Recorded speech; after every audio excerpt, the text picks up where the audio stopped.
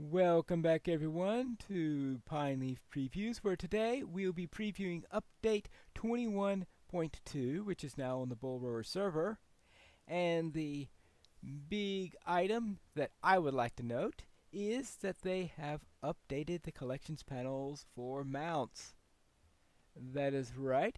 In addition to the pet list that we've got here, we now have a mounts list. And this now follows the same interface as for the others. And this way we could look at which mounts we have. I think I've got a few mounts here. And so this shows you every mount that you currently have. Now this will include some exclusive mounts in here that are no longer available. But if you don't have the mount available to you, in other words, it's impossible for you to get, then it is not going to be showing up here. It won't count against. So there's, when it says 154, that means 150 more that you could theoretically get. If it's one that you have that's no longer available to anyone else, it'll show up. If it's one you don't have and it's no longer available to you, then it will not show up at all. So that's the rule that they decided to use. And these are the ones I don't have then. Now, of course, they're not necessarily going to be easy to get because some may require you to do some series of quests, some deed or something like that in order to get them. Some may be store only, like for example, Steed of the Captain. But here now you could preview all of the mounts, which is probably one of the more important features. Oh, I was wondering what the. Oh yes, that is the infamous hobby horse, but that's one that's rare to get. So anything that you may be wondering, if you want to know what it looks like, you can now have an opportunity to look before you purchase. Now, it would be nice if it could show you what it would be like if you're mounted on it, but alright, I guess that'll have to do.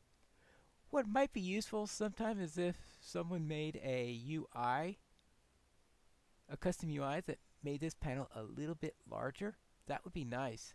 That's something for the UI and plugin players to look into, I guess. Alright, so let's turn them all on. Alright. And you could also see those that are earnable. So these are the ones that you can get through one thing or the other. Oh yeah, because this is a steed that's available in a festival, so I guess they will be on there. Cave Claw Masked Pony, that sounds like something from the treasure hunt, which I think would be coming along soon. Vault of Mirrors, available as a rare drop from succeeding in Pelagear Epic Quests. What? You mean they're epic battles, that is? Oh, you mean epic battles actually have some mounts? Didn't know about that. Tempest of Dolgorder. So there, of course, they show you what you need to do in order to. Farmers Fair Festival of. So even though this is in the earnable one, since it's a festival mount, they are listed here even though they are available only through Mithril Coin. So that's something to keep in mind. Just because it's in the earnable area, if it's through Mithril Coins, it still goes here instead of in the store list. And of course, we do have the store list. These are the ones that are available in the LOTRO store. Obsidian Steed, Snow Beast Steed, Steed of Bree, and right, that's, yeah, really needs, as I said before, someone to come up with a larger panel for that, because that would really work well for the mounts. But this is the most important change I can see, is finally getting the mounts to be having the modern display, and that you can have all the mounts here instead of a small collection as they had before. Now I suppose I have to choose one of these to ride, shouldn't I? How about the prized Ashen pony. And there we go. So you can summon it straight from that panel. Though I'll still probably keep my favorite ones right over here. Actually, one of the things that might be handy is have a location for the war steed. Because the war steed is not listed here. So perhaps maybe a separate panel or something like this, maybe for appearances for the war steed, or perhaps maybe something here say war steed appearance 1, war steed appearance 2, war steed appearance 3. It's a thought. I know you could bring it up through the war steed panel if you wanted that information. Now, that's the size I would like to see for that. There you go. Yes, a larger size such as that, I think, would be much nicer. Now, I've been talking about potentially making a larger one of those through a, well, UI change, interface change, or plugin or something like this. And they did make a couple of changes to the plugin code. Now, unfortunately, that does break a few plugins, namely buff bars. Buff bars, my favorite plugin, is broken. And since this is to fix some bugs that they have within the Lua system, and that they warn us that some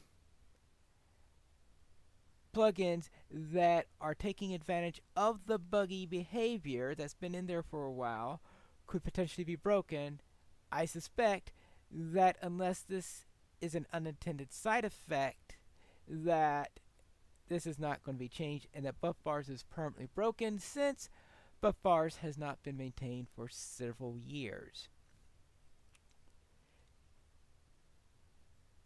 Oh, okay. I get one buff and one debuff showing. Alright, because the debuffs and the buffs are shown separately. So therefore I actually get to see the debuff, and Serious Business then is apparently listed as a debuff. So that is something to know. That means once I get out of Serious Business, I expect that to disappear. Yes.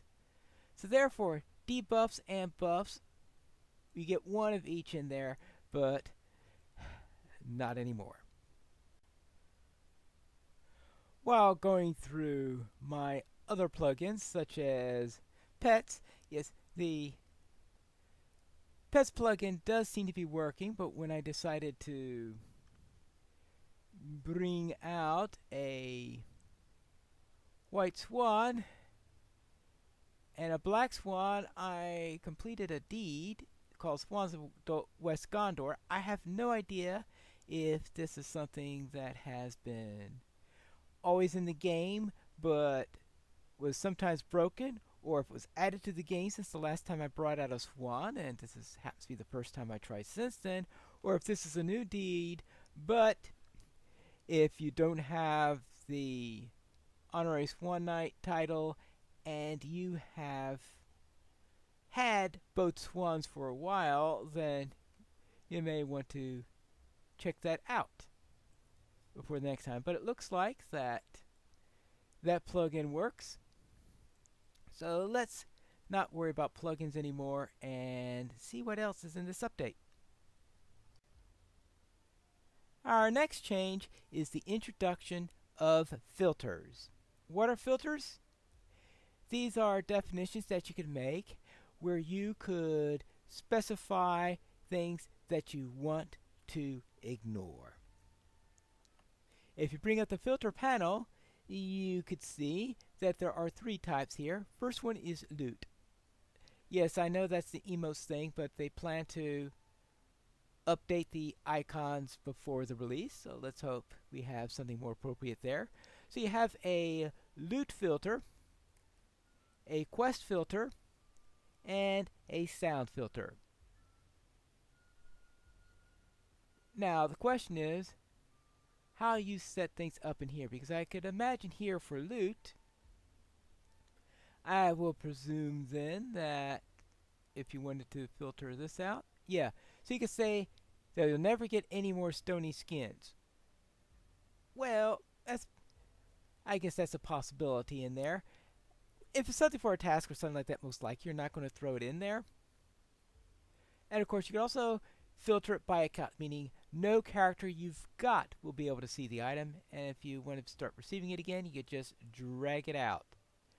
Now, I suspect that the most likely thing that people are going to be throwing in here are third age legendary items, because once you get to level 100 past that and have your imbued item all set up, people just see this as a junk anyway, so therefore that should be a favorite of throwing into the filtered out loot area. But if there's something you never want to see again, you could throw it into your filtered one. If it's something that is because my character is too high a level to really care about it and we just don't want to see it on this character, or into the account one if it's something you never want to see again anywhere.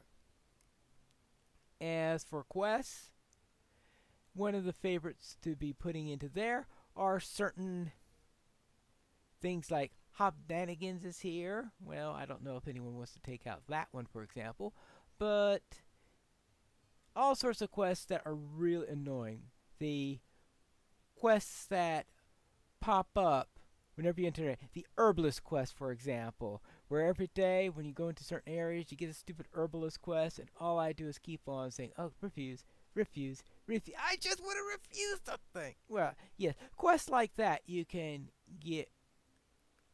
Now, I happen to have a pretty clean area here, so what if I head over to the camp of the host and let that infamous herbalist quest be my guinea pig?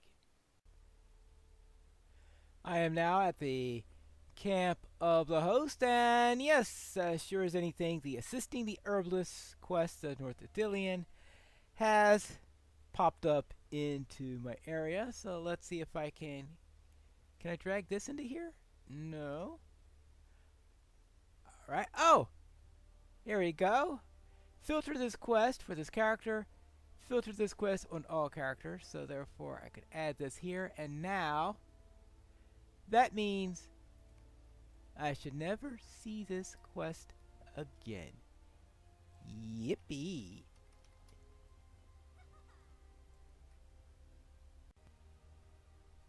The next item on the filter list are sounds. And what you do in order to filter something here is you hit record, and that will list what sounds have recently been played in the area. So it says music, Gondor, Ithilien landscape. So therefore it will show this here. So if you don't want to hear that music again, you could throw that onto the filter. Animated Force Night 03, Osgiliath Free Camp Ambience, Osgiliath Ambience Loop 1, various ambience loops, the up button, the UI button press, if you don't want to hear those anymore, flag banner flap, Night Creek, so all these little things here. Now, none of these are particularly annoying things, so I'll leave those here, but if there was a sound that really annoyed you, you could just throw it into here, or of course, if you really were serious about not wanting here, you could throw it into the filtered for the account. And of course, remove that. So I was wondering how in the world were you going to filter sounds, and that is, you just tell it to record, and then hit stop when you want to stop recording the list. Alright, that's what I've left out before. So this shows you a bunch of them. So if there's a particular sound, when it's playing, hit record for the sound, hit stop afterwards so you don't fill up your panel there, and then just drag over the sounds you want to be rid of. So let's see.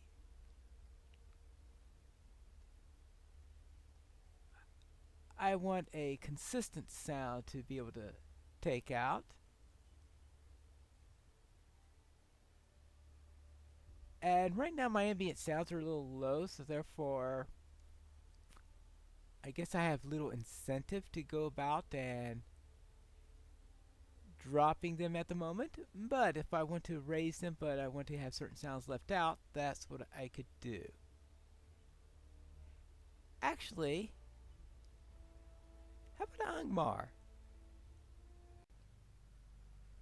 We have some pretty creepy sounds in Angmar, and I thought maybe the filter could do something about that. First of all, let's do a little bit of a record.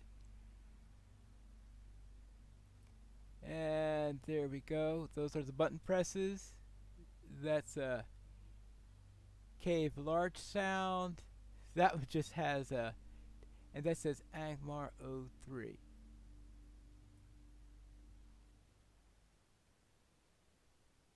Well,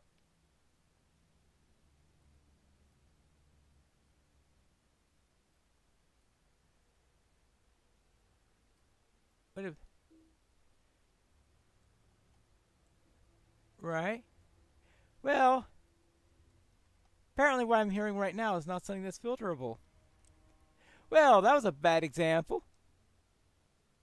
Very bad example. Oh, it did work. Things are strangely silent now.